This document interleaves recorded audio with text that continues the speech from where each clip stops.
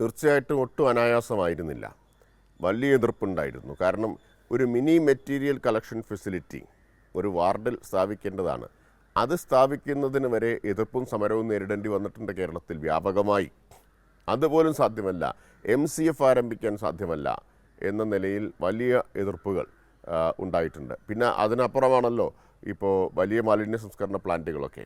ആ എതിർപ്പുകളെയെല്ലാം മറികടന്നത് ജനങ്ങളെ വിശ്വാസത്തിലെടുത്തും നിരന്തരമായിട്ട് ആശയവിനിമയം നടത്തിയും ഇതിൻ്റെ പ്രാധാന്യം ബോധ്യപ്പെടുത്തിയും ഒരു തരത്തിലുള്ള വിട്ടുവീഴ്ചയും കാണിക്കാതെയുമാണ്. ഏതെങ്കിലും എതിർപ്പ് വന്നാൽ ആ എതിർപ്പിൻ്റെ മുമ്പിൽ പിൻവാങ്ങുക എന്നതേ ആയിരുന്നില്ല. ബോധ്യപ്പെടുത്താൻ, വിശ്വാസത്തിലെടുക്കാൻ എല്ലാ ശ്രമവും നടക്കും, അല്ലെങ്കിൽ ശക്തമായ നിലപാടുമായിട്ട് മുന്നോട്ട് പോകും. അപ്പോൾ രണ്ട് സമീപനവും ഒരുമിച്ചാണ് എടുത്തത്. ഒരു ഉദാഹരണം ഞാൻ പറയാം.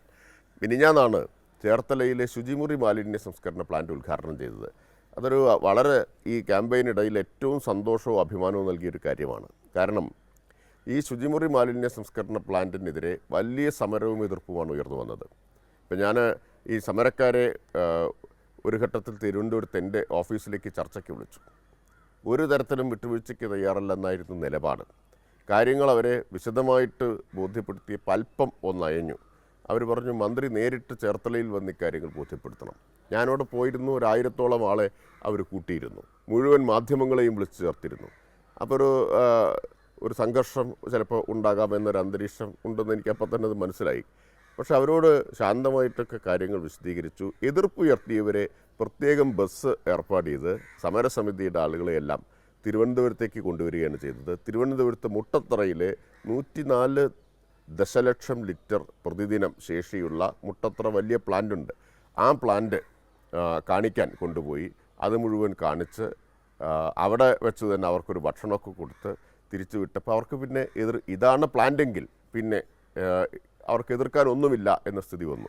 ആ എതിർപ്പുകളെ അങ്ങനെ നേരിട്ട് അവിടുത്തെ MLA കൂടിയായ കൃഷിമന്ത്രി ശ്രീ P. പ്രസാദ് വലിയ സഹായം അക്കാര്യത്തിൽ ചെയ്തു. അവിടുത്തെ നഗരസഭാ ചെയർമാൻ, ഈ എതിർപ്പുകളുടെയൊക്കെ ചെയർപേഴ്സൺ ഷെർലി ഭാർഗവൻ എന്നാണ് അവരുടെ പേര്, വനിതയാണ്. ഈ എതിർപ്പുകളൊക്കെ വന്നപ്പോൾ അവരും ധൈര്യമായി തന്നെ നിന്നു. പക്ഷേ ഒടുവിലുള്ള കാര്യം എന്താണെന്ന് വെച്ചാൽ ജനങ്ങളെ ബോധ്യപ്പെടുത്താൻ കഴിഞ്ഞു. അവിടെ മിനിഞ്ഞാന്ന് പ്ലാന്റ് ഉദ്ഘാടനം ചെയ്തു. ഇന്ത്യയിൽ ആദ്യത്തെ പൂർണ്ണമായും സൗരോർജ്ജത്തിൽ പ്രവർത്തിക്കുന്ന ശുചിമുറി മാലിന്യ സംസ്കരണ പ്ലാന്റാണ്. ആലപ്പുഴ ജില്ല വളരെ ഇക്കാര്യത്തിൽ വളരെ പ്രത്യേകമായി ശ്രദ്ധിക്കേണ്ട ഒരു ജില്ലയാണെന്നറിയാം. കാരണം വെള്ളത്തിൻ്റെ ഗുണനിലവാരം, ഹൗസ് ബോട്ടുകൾ വേമ്പനാട്ടുകായലിലൊക്കെ ശുചിമുറി മാലിന്യം തള്ളുന്നത് അത്തരം പ്രശ്നങ്ങൾ കൊണ്ട് പ്രത്യേകം ശ്രദ്ധിക്കേണ്ട, നമ്മൾ കരുതൽ എടുക്കേണ്ട ഒരു ജില്ലയാണ്. ആ ജില്ലയുടെ മൊത്തം ശുചിമുറി മാലിന്യ സംസ്കരണത്തിൻ്റെ പകുതി നിറവേറ്റാൻ ഈ ഒറ്റ പ്ലാന്റ് കൊണ്ട് കഴിയും. അത് നമുക്ക് യാഥാർത്ഥ്യമാക്കാൻ വേണ്ടി കഴിഞ്ഞിട്ടുണ്ട്. ഞാൻ മന്ത്രിയായ ഉടനെ അന്ന് നിയമസഭയിൽ കോഴിക്കോട്ടെ, ഞാൻ മന്ത്രിയാവുന്നതിന് തൊട്ട് മുമ്പാണത്, കോഴിക്കോട്ട് കോതിയാവിക്കൽ തോട് വലിയ അടിയന്തര പ്രമേയമൊക്കെ വന്നത് നിങ്ങൾ പലരും ഓർക്കുന്നുണ്ടാവും.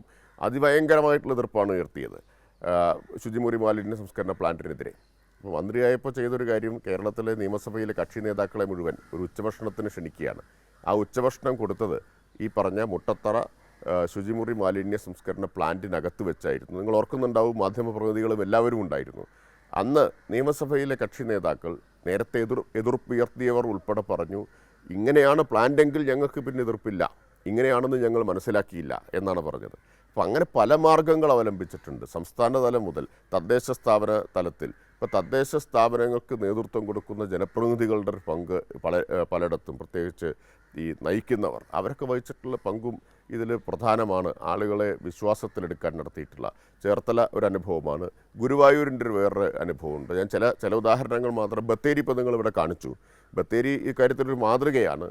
കേരളത്തിൽ ഈ മാലിന്യ മുക്ത എന്ന ലക്ഷ്യം കൈവരിക്കുന്നൊരു മാതൃക നഗരസഭ.